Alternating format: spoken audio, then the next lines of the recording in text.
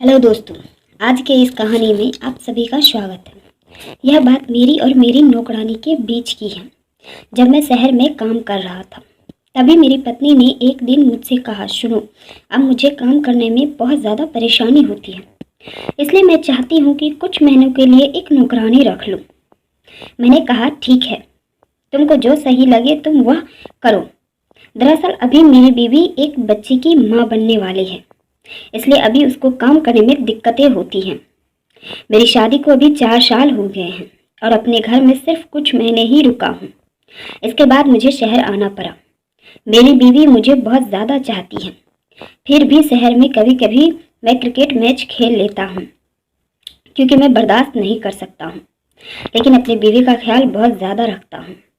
फिर मेरी बीवी ने मुझे फ़ोन करके बताया कि मैंने एक नौकरानी रख ली है। अभी अभी इनकी नई नई शादी हुई है।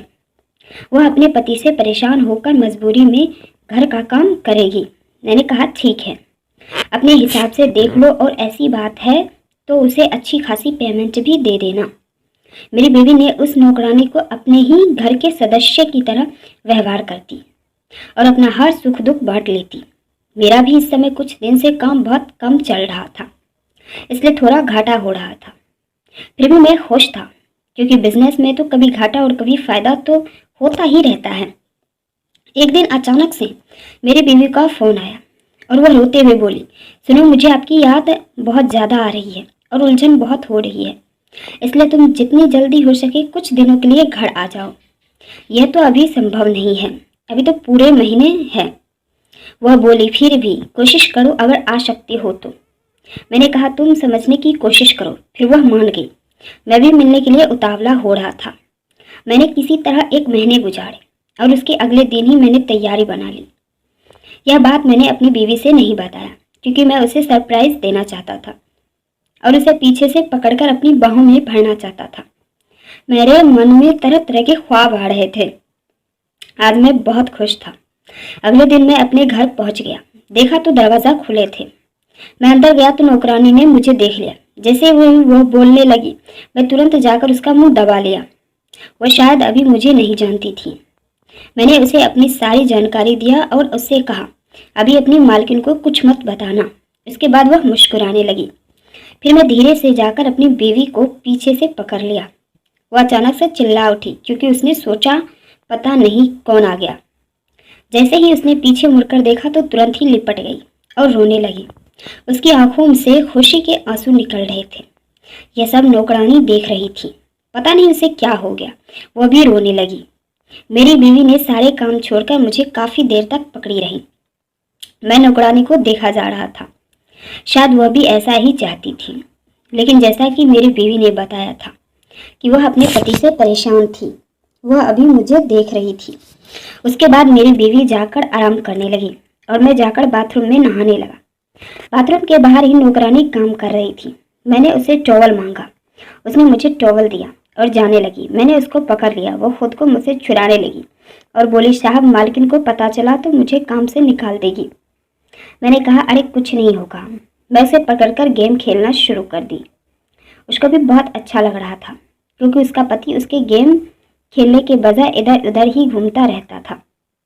नौकरानी बोली, साहब, आप गेम और अच्छे से खेले। मैंने कहा, ठीक है। उसके बाद से मैं और बढ़िया तरीके से गेम खेलना शुरू कर दिया। मैं भी बहुत खुश था और ऐसा लग रहा था कि बस मैं गेम खेल ही लिया। उसके बाद मैंने नौकरानी को बाथरूम के बाहर भेज दिया और जैसे ही मैं बाथरूम से निकला तो मेरी बीवी ने मुझे बुलाया और कहा, बहुत देर से निकले हो, कोई दिक्कत है क्या? मैंने कहा, नहीं जी, बस तुम आराम करो, मैं बिल्कुल ठीक हूँ। उसके बाद मैं भी आराम करने लगा। थोड़ी देर बाद नौकरानी ने मुझे बुलाया और कहा, साहब देखो, यह क्या चीज़ है।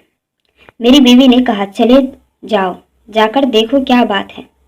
उसके बाद मैं जाकर देखा तो वहाँ कुछ भी नहीं था और नौकरानी ने मुझे पकड़ लिया और क्रिकेट खेलने के लिए कहने लगी और बोली, अभी मेरा मन बिल्कुल भी नहीं भरा है, इसलिए मैं चाहती हूँ कि तुम बस यह एहसास कर दो मेरे ऊपर।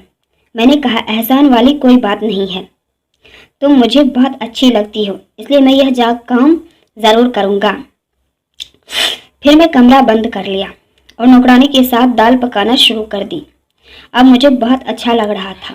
मैं यह सोच रहा था कि आज मैं नौकरानी की सारी ख्वाहिशें पूरी कर दूंगा, लेकिन मेरी बीवी थी, इसलिए थोड़ा कठिन लग रहा था। फिर भी मैं पूरी कोशिश करने लगा। नौकरानी को बहुत ही अच्छा लग रहा था। उसे ऐसा लग रहा था मानो वह जन्नत की सैर कर रही हो। अब वह मुझसे बहुत ज़्यादा खुश थी। फिर वह आराम करने लगी। उसने मुझसे कहा, साहब जब तक तुम यहाँ रुको तब तक मैं चाहती हूँ कि हम लोग रोज अच्छे से दाल पकाएं। मुझे भी कोई दिक्कत नहीं थी, इसलिए मैं चाहता था कि मुझे रोज अच्छी दाल पकाने को मिले। इसलिए मैंने कहाँ कर दिया। मैं अपने घर में एक हफ्ते तक रुका और रोज मैं नौकरानी के साथ दाल पकाता और दोनों लोग बहुत ही ज़्यादा खुश थे। Thank you for watching my video. Please share, subscribe and